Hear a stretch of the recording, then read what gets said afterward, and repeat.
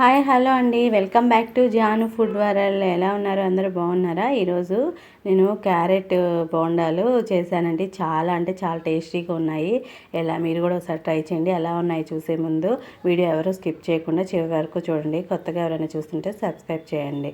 ఏం లేదండి, దోసల పిండి తయారు చేసుకుంటాం కదా, ఆ దోసల పిండిలో బోండాలుగా వేసుకోవచ్చండి. దోసల పిండిలో కొంచెం కరివేపాకు, సన్నగా తరిగిన పచ్చిమిర్చి, అలాగే సన్నగా తరిగిన ఉల్లిపాయ, అలాగే ఒక పెద్ద క్యారెట్ తీసుకొని తురుము పెట్టుకోవాలండి. దాన్ని వేయాలి. పచ్చిశనగపప్పు ముందుగానే కొంచెం ఒక అరగంట ముందు నానబెట్టుకోవాలండి. అది వేసుకోవాలి.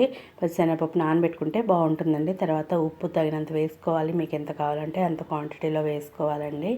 అవన్నీ వేసుకొని బాగా కలిపెట్టుకోవాలి. బాగా కలిపెట్టుకొని ఒక 10 మినిట్స్ పక్కన పెట్టుకుంటే కొంచెం బాగుంటుందండి. స్పైసీగా ముద్దగా బాగుంటుంది, మెత్తబడుతుంది, అంత కలిసిపోతుంది. తర్వాత ఒక బాండీ తీసుకొని అందులో ఆయిల్ పోసుకోవాలండి.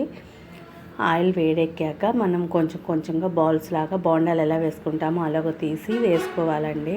అన్నీ బాగా బాగా కాగినాక నూనె వేసుకోవాలండి. సిమ్లో పెట్టుకొని వేసుకోవాలి.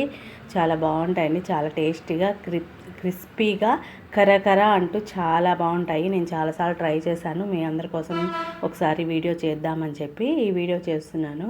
చాలా బాగున్నాయి. సిమ్లో పెట్టుకోవాలండి. ఇంకా అడుగున మాడకుండా గరిటెతోటి మనము అప్పుడప్పుడు తిప్పుకుంటూ ఉండాలండి.